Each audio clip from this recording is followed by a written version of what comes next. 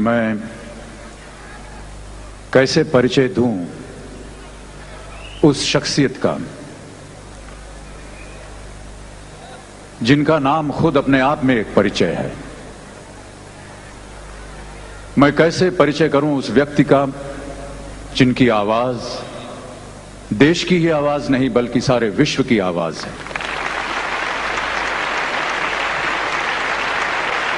निस्संदेह एक ऐसी आवाज जिसे सही मानों में वॉइस ऑफ द मिलेनियम कहा जाना चाहिए। मैं कैसे परिचय दूं उनका जबकि सुर, ताल, संगीत सब उन्हीं के नाम से शुरू होता है और उन्हीं के नाम से खत्म हो जाता है। मैं कैसे परिचय दूं उनका जिन्होंने विश्व भर में अनगिनत खिताब पाए हैं, अनगिनत रिकॉर्ड्स कायम किए हैं। इस अमूल्य रत्न का मूल्य कैसे किया जाए?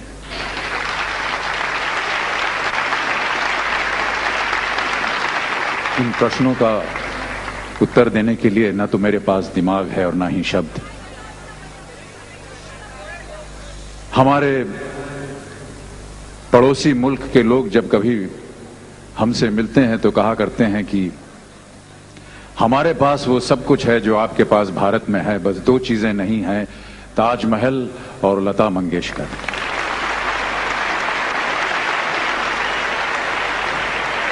इतनी बड़ी उपलब्धि अपने आप में ही एक अजूबा है।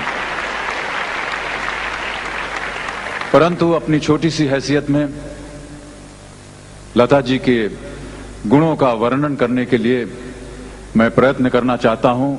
धृष्टता के लिए लता जी मुझे क्षमा करें। पता नहीं आप लोगों ने कभी सितार को नजदीक से या करीब से देखा है या नहीं। सितार के ऊपर कई एक प्रमुख तारें होती हैं जिसे खींचने से और उस पर उंगलियां फिराने से सितार बज उठता है, उसमें से सुर निकलती है, आवाज निकलती है। इन प्रमुख तारों के नीचे भी 10-12 और तारें होती हैं, कुछ पतली सी, जिन्हें कि आमतौर पर सिंपैथेटिक स्ट्रिंग्स कहा जाता है। और जब कभी भी सितार वादक इनकी धुन, इनकी ध्वनि सुनना चाहता है तो वो अपनी छोटी उंगली से उन्हें छेड़ता है और उनमें से ध्वनि निकलती है। लेकिन अक्सर ये होता है कि अगर प्रमुख तार को ऐसे ढंग से खींचा जाए कि उनका सुर सही निकले तो ये सिंपैथेटिक स्ट्रिंग्स अपने आप बज उठते हैं। ये सिंपैथेटिक स्ट्रिंग्स इसलिए बज उठते हैं क्योंकि उस सुर में इतनी प्रबलता होती है, इतनी शुद्धि होती है कि उन्हीं के कारण ये तार अपने आप बज उठते हैं। लता जी के सुर में, लता जी के गायन में, लता जी की आवाज में मेरा ऐसा मानना है कि इतनी प्रबलता है, इतनी शुद्धि है कि वो मनुष्य की आत्मा के तारों को झंकृत कर देती है।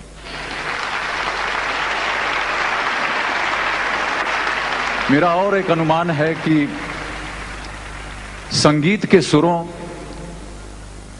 और परमात्मा के बीच एक बहुत ही अद्भुत और विचित्र बंधन है।